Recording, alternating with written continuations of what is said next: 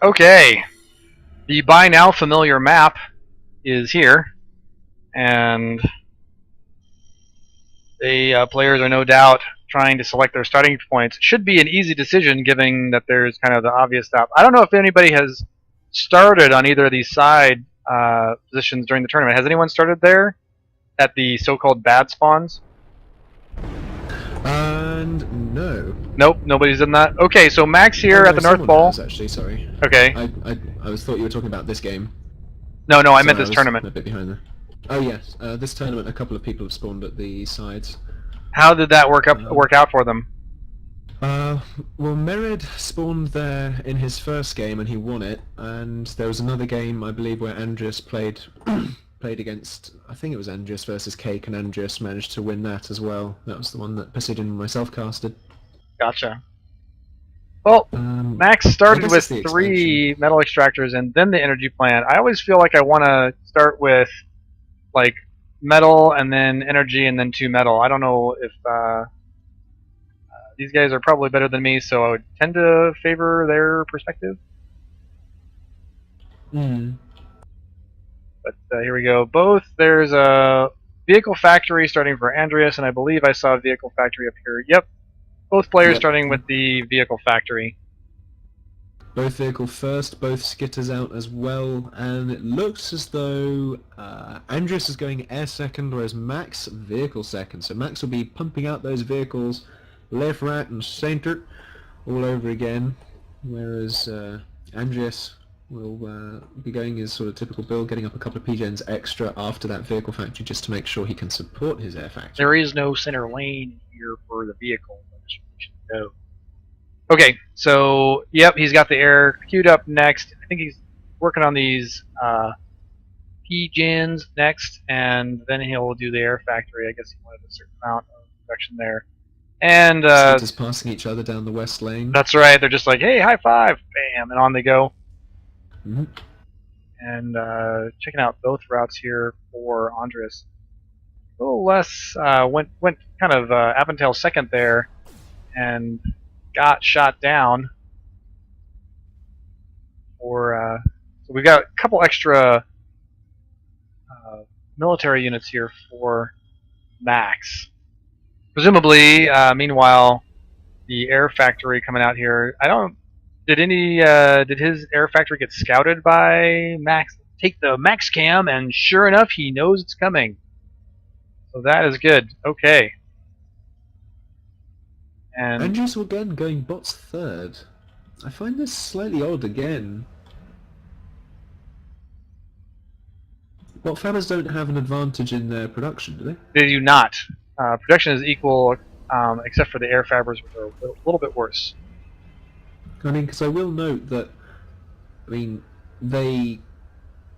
Andreas didn't use anything other than bot factory for the fabricators last game, so I think maybe it might have been more useful to go vehicles, because then he could transition it to actual fighting units later on in the game. Yeah. I'm not sure if he's got something planned differently for this time, although I'm not sure about the maneuverability. Bomber coming in, goes ahead and takes a shot at that fabricator, takes it out for free. No anti-air in sight for Max. So he sees the bomber, he knows it's here.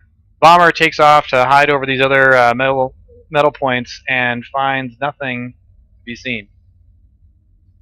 It's good there to just sit down as well, because that's a huge amount of vision he's got. Yeah, bombers do have quite a bit of vision. Also means you don't have to send them in with a Firefly anymore, really, unless you want to scout ahead just in case to see where the AA is. Yep. And a good set of tanks here for Max, but that's a lot of metal invested in sitting around in your base. Meanwhile, yes. I feel like Andreas has been very efficient with his metal. He's put most of his... He does have a few tanks sitting around in his base, but he has put most of his metal to work. A little bit of a snipe shot there by Max floating his hummingbird over the air factory of Andreas. Does he get a free shot when that thing finishes? Looks like no free shots. He does. And they both go down. Quite the dogfight there.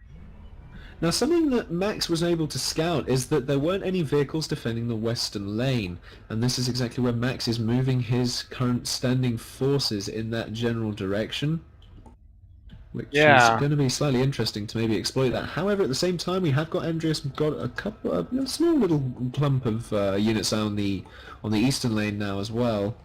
Bumblebee taking out the remaining Aventail on the far west that was just sort of sitting idle.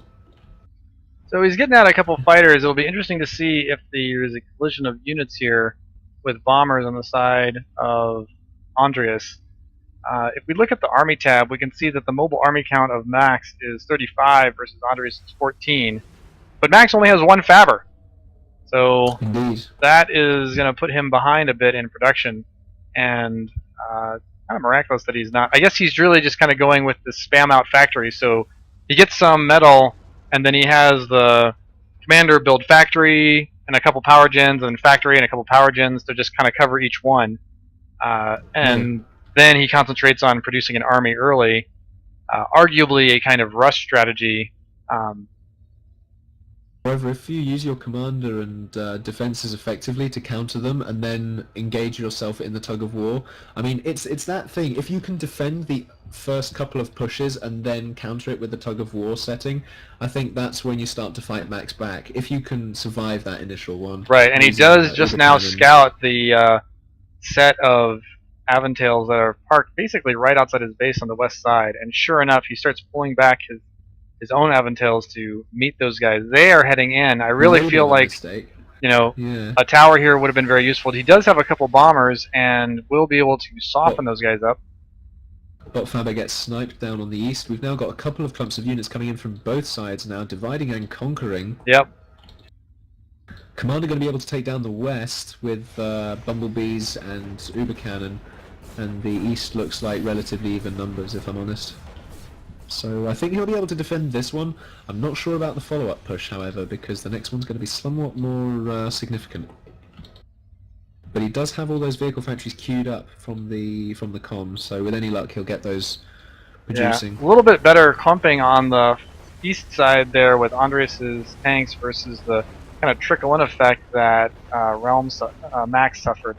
So I feel like he got the much more efficient benefit of that process. Yeah, I look at this. I think the pathing on that side as well is a little bit favor of Andreas, just looking at how the lava might be. Yeah, like I feel like if you could look and figure out like what the tightest spot is, and then get a couple of towers and walls in front of it, it'd be just really hard to push through. Now the Aventails have the same range as the towers, so if you attack move them in, when they get there, they will actually stop and shoot down the walls before moving forward. So it's not, but that gives you a lot of time, right? Like those walls are tough. Then if you throw a combat Faber back there. So he's cleaned up that bomber. Max has cleaned up the bomber that was kind of hanging out in his main expansion of metal extractors, and is now, the bomber is actually just moved a little bit farther east to the expansion, but he's now got a fabricator taking all those metal points. Yep. On the west side, I kind of like what Andreas has done here. He's put a set of 6 Aventails here so that he can kind of monitor the incoming set of units. He is going to be able to take out this first group, but then the next group obviously will significantly outnumber him. And bloated him up. But that has... Yeah, go ahead. So I was just sort of doing that. Echoing the bloated him up thing? Yes. That's right. Now, he did use that opportunity to sneak some fabricators over to this here west side, and he's going to go ahead and flip all those up. Who knows whether Realm Max will think to check it all out over there, or will just continue to travel up and down the lane. Yeah, I suspect probably the latter at the moment, because Max is just still getting out air factories now. He's sort of transitioned from the vehicle to the air, so he's getting out a lot of hummingbirds and bumblebees as well. So it seems like it's a strategy that works out for him, and he is expanding as well. So you've got relatively even Stevens down the east, and more coming in from Andreas. But Andreas now evening it up with the factory count and actually surpassing it 21-9. Yeah. So Plus T2 air. yeah, he's working on the T2 air. He's only got the one fabricator working on that. But if you look at the economy, you can see that they're very even, except for Andreas is using all of it, and Max is floating 60 to 110 of it, of his economy. So he keeps building more metal economy, but he's actually using way less all the time. Let me see. I mean, this is the issue with not having many fabricators to actually do the trick there, because he's only building factories with his commander, and his fabbers are just off expanding freely in his sort of side of the abyss. Right, and he could just double click on one of those factories, get them all selected, and control click out one fabricator, and they would suddenly you would have 10 fabricators. Be no big deal. Yeah. So a big lineup over here on the east side with Max pushing in. I think he's got a little bit of the better setup now. Nice little concave happening here, and he's taking down that line of tanks with the other set of tanks just waiting in the back, just because he wasn't aware. So he does choose to move back, and now he's moving those things up, and now he's not. Okay, good times. Is there some odd kiting going on here? If you mean suiciding. Meanwhile, another big push on the west side by Max. Actually, there's I think there's maybe still a factory that's queued to go all the way forward, because you can see some units are stopping close by, and then some are continuing to travel all the way up one by one. So that's a little bit of a flaw there that could cost Max, or Andreas, sorry, a set of his tanks. Yeah, I mean, he does sort of need to pay attention to that, but he has got that little expansion off to the west secured now. As soon as he gets that factory up and those defenses up, I fear those defenses are queued after the factories, which is going to be a little bit of an issue if Max sends his units that way. Yeah, that is... those factories up. Yeah, he's definitely relying on his opponent just failing to scout. Fortunately for him, that reliance turns out to be well-founded. And I think in some ways this trickle of units coming in helps him with that. Now there's a whole bunch of these bumblebees coming in here to drop bombs on the built-up army here of Max, and he's also got the fighters defend. Now the fighters of Max are moving forward to kind of challenge this, but they did come in 2 waves, so that was not optimal. And I don't know if he moved those fighters enough. Andreas is going to want to be careful that he doesn't accidentally move the view of the fighters of Max over to the west. I'm just going to take a Max. No, Max has no idea that expansion has occurred. He also has a fabricator that's idle over there. I'm just looking at the bomber count of Max, and they're actually on the move at the moment.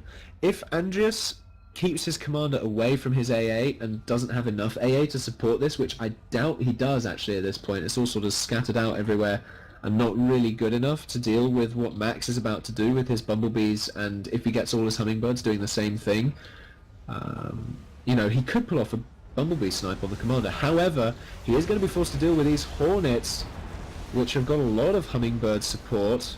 And Max, of course, not factoring in any spinners to his vehicle factory queue at all. Of course, he could control click that and assist that, but those Hornets still pressing in, even though they've lost their support, so they're going to get easy meat. Yep. He did bring in some more, and now he has scouted out all those bumblebees. All those bumblebees. So he knows... He's going to want to do something about that. Yeah, he knows what's up. Let's go see if we can look at what he's building back here and see if that changes anything. I see a lot of hummingbirds. That's what I see. I don't think he's changed anything. He's got a bunch of bumblebees of his own, and he's cranking out the hummingbirds. Sometimes it's useful to switch your advanced factory to have that. The other thing that I have noticed that doesn't really happen a lot is that you get a tier 2 fabricator out, you can actually quickly build out multiple of these tier 2 factories. Like we had that as a goal. I've noticed that. They build them quick, and it's just interesting to see these guys don't seem to really making use of their tier 2 for economy. They just use it for no, he does have one, and he's using it for an advanced radar. That actually will give him a great deal of vision, probably all the way into the enemy base. Be super useful the next time he actually has energy. And And tug of war here on the west side, going very well for Andreas again. Andreas could probably move in, which he is actually doing, as I say that, on the east, which he'll be able to absolutely obliterate that standing force of 4 units there. Maybe, excuse me, maybe even take out that expansion. But we have now in the center lane 5 hornets and many escort. Yeah, I can't tell. Escort, doesn't seem like it's that much escort actually. Yeah, well, it's gone now. Yeah. Those and hornets are just sitting ducks. Yeah. I mean, one thing I guess with the T2 and not really utilizing the economy and the multiple factory production of the fabbers is that by this point, you know, if you lay off the tug of war and lay off sort of expanding your tug of war abilities for any length of time, you'll start to lose that tug of war. And I think the benefit of sort of adding in more T2 units which can be overrun by T1 units which are already omnipotent on the field, I think is the kind of trade-off where players just sort of think, well, they're just going to get taken down a bit too easily anyway because there's so many units on the field. Interesting. I love that there's a difficult trade-off decision to be made. Right? Like it's, you know. That's what I feel anyway. Okay. So many bumblebees coming in. They're just going to completely devastate this army. And that is that. Huge force of... Okay, look at those. Hornets are actually working on the commander, and I think that is it. They're just going to snipe him, and boom! Just like that, Andreas comes in with the...